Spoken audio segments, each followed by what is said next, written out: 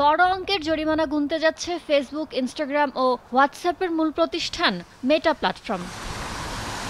মঙ্গলবার টেক্সাসের attorney general কেন Paxton জানান, মার্কিন এই টেক জায়ান্টের বিরুদ্ধে টেক্সাস অঙ্গরাজ্যের করা মামলার নিষ্পত্তিতে প্রতিষ্ঠানটিকে গুনতে হবে $140 কোটি ক্ষতিপূরণ, বাংলাদেশি টাকায় যার পরিমাণ 16,500 কোটি টাকারও বেশি।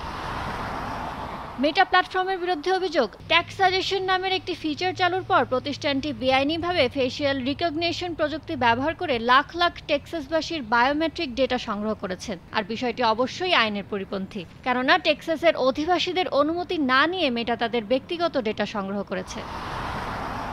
বার্তা সংস্থা রয়টার্সের প্রতিবেদন বলছে, 2022 সালে দাখিল করা এই মামলাটি নিষ্পত্তি করতে টেক্সাসকে এখন $140 কোটি দিতে রাজি হয়েছে মার্ক জাকারবার্গের এই প্রতিষ্ঠান। এক্ষেত্রে টেক্সাসের অ্যাটর্নি জেনারেলের দাবি, আমেরিকার কোনো একক রাজ্যের পক্ষে এটি সবচেয়ে বড় অঙ্কের মামলার নিষ্পত্তির চুক্তি। মেটা 5 বছরের মধ্যে টেক্সাসকে এই জরিমানার অর্থ পরিশোধ করবে বলেও জানান তিনি।